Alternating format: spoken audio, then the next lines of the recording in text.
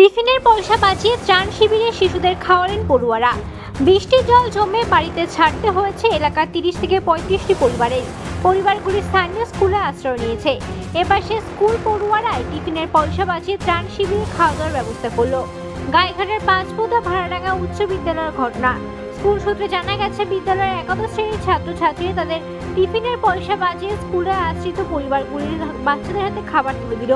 খাবারের মধ্যে রয়েছে বিস্কুট, ছাতু, মুড়ি, গুড় ইত্যাদি। স্কুলের ছাত্রদের কথায় মোট 25 জন শিশু স্কুলে ত্রাণ শিবিরে পরিবারের সঙ্গে আশ্রয় নিয়েছে। আজকে তাদের শুকনো খাবার দিলাম, ভবিষ্যতে আরও কিছু দেওয়ার পরিকল্পনা রয়েছে তাদের। ছাত্রছাত্রীদের এমন উদ্যোগকে সাধুবাদ জানিয়েছে স্কুলের শিক্ষকরা।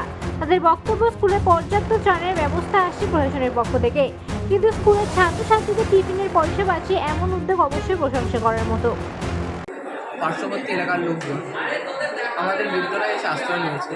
সেখানকার জলের প্রচণ্ড খারাপ অবস্থা, জল কবে নামবে তারাও আমরা ঠিক বুঝতে পারছি না, জলের যে অবস্থা।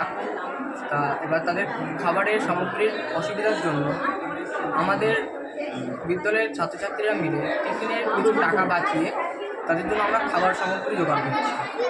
যেহেতু এখানকার বেশিরভাগই লোকজন দিনমজুরভাবে তারা সংসার চলে বা জীবনযাপন করে, এবার তাদের এই সমস্ত অসুবিধার জন্য আমরা টাকা তুলে বা সহযোগিতা করছি, তাদের খাবার দাবার জোগাড় করার চেষ্টা করছি।